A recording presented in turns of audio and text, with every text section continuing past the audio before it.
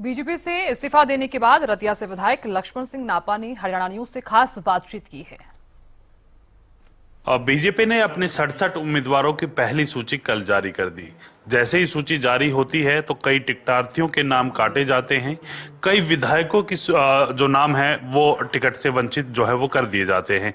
उसी कड़ी में लक्ष्मण नापा हैं, रतिया से विधायक हैं। विधायक जी, आपका नाम काट दिया गया है, आपकी टिकट काट दी गई है, क्या वजह मानते हैं सबसे बड़ी इस चीज के पीछे? मुझे तो अभी पार्टी उधर हाईकमान ही बता सकता है, मैं तो क्या बताऊंगा।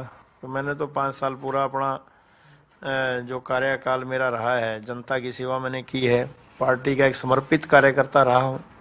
मुझे नहीं लगता कि ये भी टिकट उन्होंने काटा, तो मैं तो नहीं, वही बता सकते हैं, आप उनसे पूछें, मैं क्या बताऊंगा।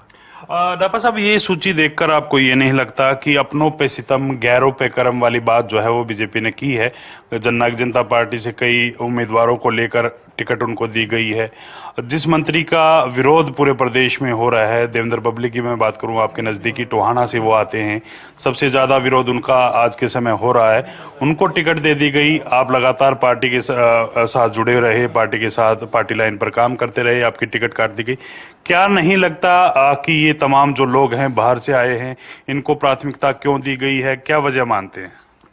देखो, मैं कुछ नहीं किया। जब मैं 2014 में भारतीय जनता पार्टी मैंने ज्वाइन की थी, और उस टाइम भी मैं टिकट की दौड़ में था, जो हमारे जिला अध्यक्ष बलदेव गुरुआ जी के साथ। उस टाइम भी पार्टी ने एक फैसला किया कि सुनीता दुग्गल को टिकट दिया, तो हम लोग लगे थे। फिर 5 साल मैंने कार्य किया, और 2019 में वो हमारी सांसद बन गई, मुझे यहाँ टिकट मिला, तो मैं विधायक बना। चाहे मेरे राजस्थान में चुनाव मेरी ड्यूटी लगाई, पंजाब, फगवाड़ा, दिल्ली चुनाव में या बाई इलेक्शन में, जहां भी पार्टी ने मेरी ड्यूटी लगाई, तो मैंने ईमानदारी से काम किया।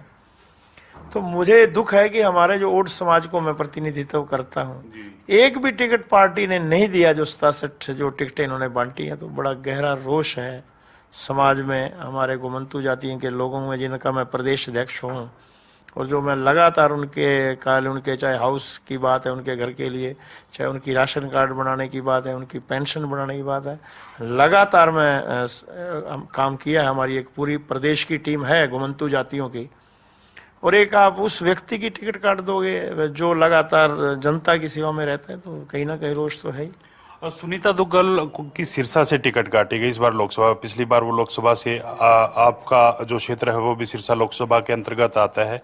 किस प्रकार से उनके द्वारा काम कराए गए? एक नेगेटिविटी ये भी चल रही थी, एक राजनीतिक गलियारों में एक चर्चा ये भी थी जब वो उनकी टिकट काटी गई, तो इसके पीछे वजह है कि वो क्षेत्र में एक्टिव नहीं रही। अपने लोकसभा क्षेत्र में लोगों से मिलना जुलना जो उनका कम रहा, उसी लोकसभा क्षेत्र के रतिया से उनको टिकट दे दी जाती है। तो क्या लोगों में अब भी रोष है इसी प्रकार से, या फिर? देखो, हम यही कह रहे हैं कि अगर उनका आपने पहले टिकट क्यों काटा सांसद के चुनाव में? अगर वो मतलब लगातार वो विनिंग कैंडिडेट थी, तो उनको टिकट देना चाहिए था।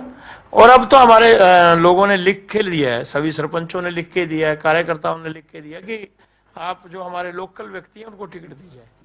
तो पार्टी ने अगर फैसला किया है, तो वो नुकसान तो होगा पार्टी को। नापा साहब का अगला स्टेप क्या रहने वाला है?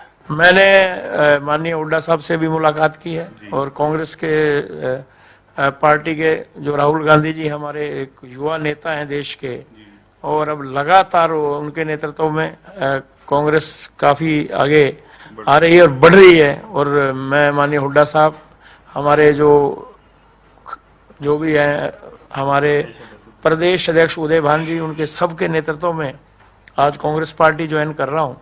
और जो भी मेरे लिए वो पार्टी अगर कहेगी कि आप टिकट देगी, तो बहुत अच्छा रहेगा। और मैं विनिंग कैंडिडेट तो अब भी हूँ, कांग्रेस में भी हूँ, लेकिन अगर मेरे लिए और भी कहीं भी संगठन में भी मुझे कोई काम देंगे कि आपने सारे प्रदेश में घूम के जो हमारे लोग बैठे हैं ओड समाज के, गुमंतु जाति 32-33 जातियां हैं, और प्रदेश में काम करूंगा और कांग्रेस पार्टी को जिताने का काम करूंगा।